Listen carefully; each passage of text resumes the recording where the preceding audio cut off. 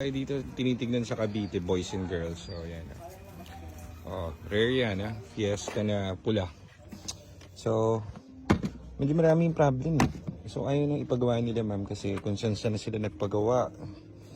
So napakamahal daw. Ini-scan daw sila 2525. Mahal daw. Na-decide sila na ibenta yung unit. So dapat ito ipapa-repair sa atin to. Kaso lang dami kasing tama din. So ito yung mga yung gulong niya, yun, napabayaan niya.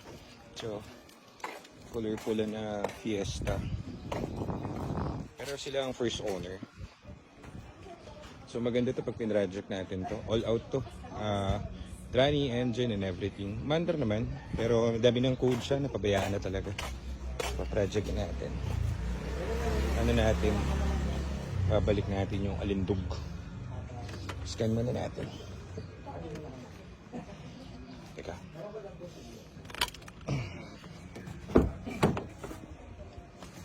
Check muna natin. Yeah. So in-scan na ni Nico. Halos lahat puli.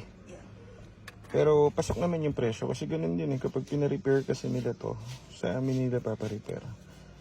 Kaso ganun din, hindi nila mapaproject kasi ang gagawin lang namin dito, running engine kapag pina-repair nila. So, yung kagaya nito, kailangan ng malupitang nito, ang tawag dito, detail. So, marami pang gagawin. So, ano na lang natin, scan muna natin, tapos tignan natin kung ano yung mga nararapat sa kanya. So, nascan na natin. Oops. Sana wag mag-short yung ko. Laruan ko. Okay, so let's go. Start naman kaso dami niya.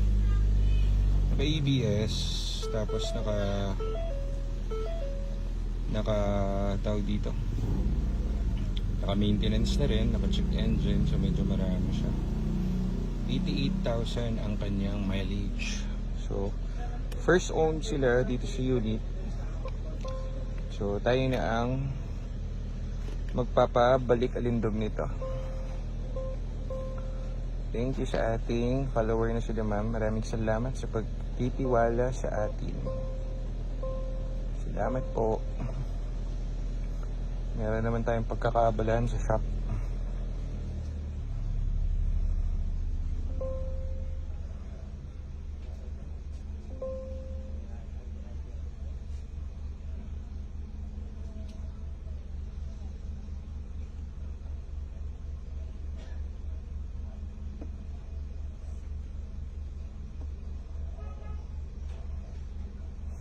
Scanin muna natin itong mahiwagang kotse na to.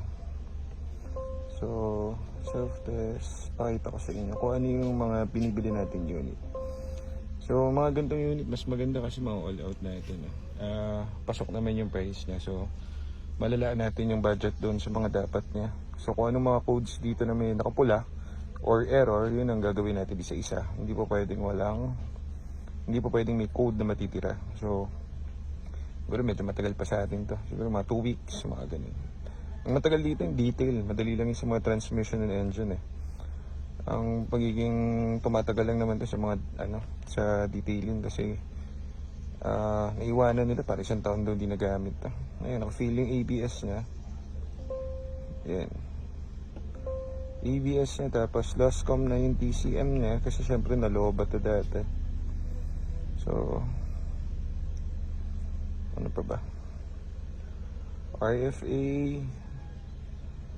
Okay, so yun yung mga niya, code niya. Basic kumpadre. Ang mahirap lang yung bodyworks pati yung interior. TCM fail na rin, so mahirapan sila. Pag inisa-isa nyo kasi ito pag repair, medyo mabigat kasi may EBS ka pa. Tama nga, benta na lang. Tumataas yung minor niya. So yun, medyo madami siya. dami. So okay, tayo na bahala rito. Hindi natin iuwi ito kasi dalawa lang kami ni Nico. Actually, pwede naman uwi kasi tinatamad ako eh. Tinatamad ako mag-drive. Baka mamaya kaproblema pa ako sa daan. Patowing na lang natin to. Okay naman eh. May shifting. Oh, shift. Nakalak na pala. Nakalak na pala to. Paano ito isasakay? Yung kumasa na. So meron siyang drive. So drive. Yung reverse meron din. Meron din. So mas mainam to. Patowing tapos ipa-project sa shop. So yan ang mangyayari dito. So let's go. Dahil ako'y tinatamad magmaneho, papatowing natin siya. Pero maganda tong unit nila, ma'am. Kaso lang talagang nakakulangan sa TLC, sa Tender Love and Care to. So kailangan to talagang i-all out natin. Dapat to, pwede to Nico, no? Trani, ABS, interior, exterior, interior, paint, gulong, spark plug, suspension. So ganun pa project. Pasok naman din sa presyo binigay ni ma'am. So tayo na bala mag-project. Magkano lang din naman mabebenta yung ganitong Fiesta. Pero kung yung all out natin, tapos antay tayo ng buyer na mainam sa Fiesta at gusto ng Fiesta, pwede natin i-alok to. Kasi red is medyo rare color. Yun nga lang napabayaan. So iti-tender love and care natin to sa shop ng matindihan. So tara, uwi na natin. So ito babayaran na ni Nico. Antayin na natin yung towing. Uwi na pala kami. Tapos yung towing na ang balang kumuha dito. Mayroon kasi biyahe ito, ba? Hindi mo alam. Kahit nasabihin mo na babiyahe nila dito, hindi natin alam yung state at condition ng kotse. So pagka natirikan ka sa yung Skyway NLEX, mas mahal. Mas mahal po dun. Huwag kayong titirik dun sa loob ng NLEX at Skyway. Mas mahal dun ang towing. Doble, triple. Okay, at bawal pumunta ang towing dun. Sa gasoline station lang po pwede ang mga towing dun. So, kung titirik ka man, itulak mo na hanggang gasoline station para doon kay towing ng third party. Kasi kapag nag-towing sa'yo sa kali dun, yung towing nila, naku po, hindi mo magugustuhan ang presyo. So, yung babayaran na ni Nico, uwi na natin to. At thank you ma'am, salamat po sa mainam ni unit. Kami na po ang bahala rito. Abangan nyo lang po sa page kapag complete na siya. Yan sila sir. ROI na sila sir dyan eh. So, goodies na ito. Deal na natin. So, yan yung unit color red na Fiesta. Abangan nyo guys. Mga 2 to 3 weeks. Tapos na ito. Yeah. Sila may-ari ng mabisang Fiesta. First own sila niyan. So, sa ating pagkakatiwala. So, thank you ma'am. Very, very kids. Yan. Para may remembrance kayo ma'am. Yan si ma'am. Thank you po. Okay ma'am. Pa-picture kayo ma'am. Para may remembrance kayo din sa first car nyo ba yan ma'am? First car nyo pala. So, yan si ma'am. Thank you ma'am. Ma'am, thank you ha. Iwanan na namin. Picture Ma'am. ko kay boss. Ay, sige ma'am. Ayo. Tayo na lang yung towing. Thank you. Sir, thank you ha. Salamat. Iba. At tayo ay babalik sa campo. Sa base, sa GTA. At tayo ay may next project na. Nagre-resupply tayo kasi paubos na yung mga units natin. Nadagdagan naman pero at least tuloy-tuloy yung flow. Ito mga to medyo matagal kasi all out. Pero goods rin na may stock tayo. Medyo rare talaga ang pula. Mas rare pa yung pula kaysa doon sa mustard. Okay, so yan, mabisip. Tara, uwin tayo. Tara. At mga aso, nagbabantay ngayon ng shop kasi nag-service sila Joseph eh. Ginabi na sila. Palit ng spark plug. So, dito yung order natin, yung binili natin kanina. Pulang Fiesta. Yung, ayos. Maandar naman yun eh. Pagbaba niya, papaandar rin natin tapos lagyan natin dito. Paano nila? So, maandar naman to. Hindi lang natin inuwi ng mano-mano at malayo ang biyahe. Delicates. So, pasok na natin dito sa garage. So, yan. Pwede na ako umuwi. Tapos na ang aking duty for today, mga kaibigan. Bukas naman ulit. Yan.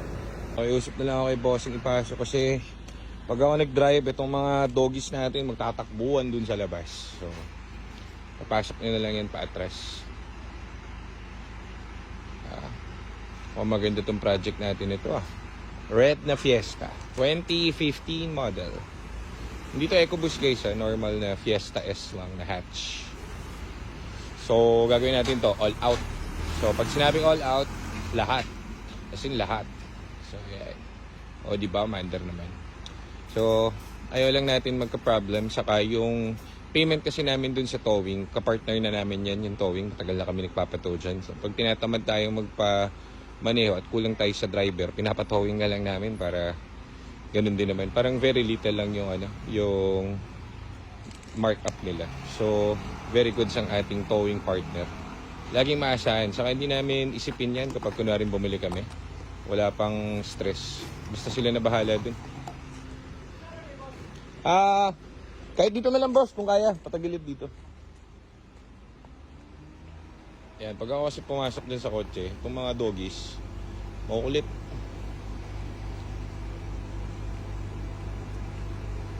Yan.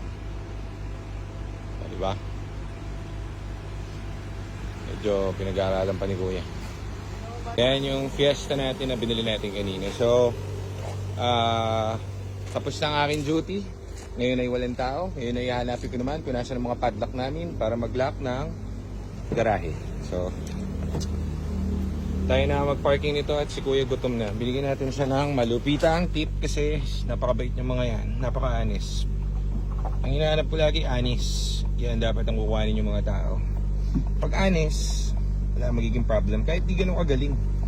Minsan naghahanap kasi ng magaling. Yung magaling, lagi nagmamagaling. Papahamak pa kayo dyan. So yan. Golden rule. Na-drive na natin to. Daming ilaw ano? Daming ilaw. Oh, may sekreto pa. Kailangan nawawala yung kanyang drive. Kailangan restart mo para umandar ulit. So, pagka ganyan, related yan dun sa kanyang ang tawag dito, ABS. Kasi, not detected yung ABS nito. Ito yung worst case, guys, ng ABS. Kaya, pinapagawa ko sa inyo yung mga ABS nyo. Kasi, ang nangyayari dyan, totally, wala ng communication yung computer or yung ECU sa ABS. Meron kasing worse, mga mild na ABS. Mawawala yung ABS mo, mawawala yung hill assist, mawawala yung syempre yung anti-brake system mo. Yun yung mga mild. Pero yung mga worse yan, yung hindi na talaga na-detect yung mismong ABS. Ang mangyayari, magko-connect kasi yan. So, connected yung transmission. So, kapag na-detect niya na talagang totally wala na yung ABS mo, hindi na talaga detected, talagang wala ka ng ABS boy, ililimp mode niya yan. Ngayon, yung TCM mo, hindi niya na rin mababasa. As saka dire-diretso na yan, magkaka-problem. Okay, so, ganyan yan. Ito yung isang worst case ng ABS. Lost communication. Yan, wala nang drive.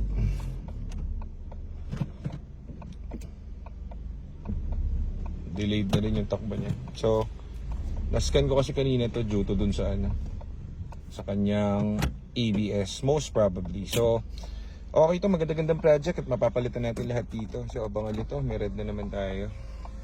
Diba? So, hayaan ko nito dito at ako'y, yung gamitin kong kotse pa uwi. Sana may parking kami sa bahay, boys and girls. Yan ang ating bagong huli for today.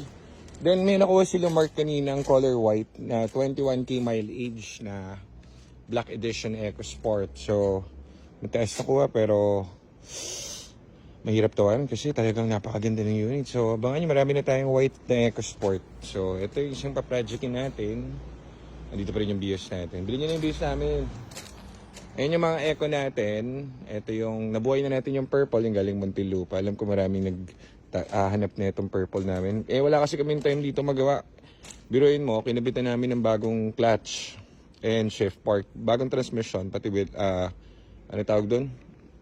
Basta yung sa tranny sa loob. Flywheel, bago lahat yan. Kaya ito tumagal, gawa na dapat ito nung araw na nakuha namin to. Di ba, umaandar na agad yung engine. Ang naging problem namin, yung kinabit namin defective. So, hindi naman kami magbebenta ng something. Kaya tumagal dito kasi yung clutch nito is almost parang 27k LUK type. Yung clutch lang itself. Ang nangyari, may defect yung clutch. pagka salpak niya, pagka testing namin, pag program, pumiyok. Basag, so alam na namin noon, basag na yung clutch niya and yung shift fork. Bago yun, as in brand new, out of the box. Hindi naman pwedeng benta ng ganun. So, kumbaga, lost na yung unit na yan. Itenga na lang muna natin at unahin natin yung ibang units. Kasi, mapipilitan kaming bumili ulit ng another set of clutch. So, ganun. Ganun yun lang yun. Wala kasing warranty yun eh. Parang preno. Ang preno, kapag kinabit mo sa kotse, di ba bakal yun? Kapag yun, nagamit na, yung preno, di mo naman babalik yung kahit isang hardware. Kahit isang auto shop hardware tuloy. Ganun yun. Kasi, yun eh, moving part yun eh. So, yun, wala kaming, tawag dito. Kinausap na lang namin yung supplier namin yan. Tapos, mabait naman sila. At sabi nila, oo nga, pinakita namin yung clutch na brand new talaga. Tapos, as in, wala pa talagang, hindi pa kasi maandar yun eh. Kumaga, talagang factory defect yung nakuha namin. So, binigyan naman kami ng half price. So, pwede na rin kaysa bumili kami ng another set ng brand new. Kaya ngayon, okay na siya. Maandar na siya. So, tapusin na natin yan. Okay, so yan yung mga units natin. Yung ibang units natin wala dito at pinagagamit ng mga kasama natin.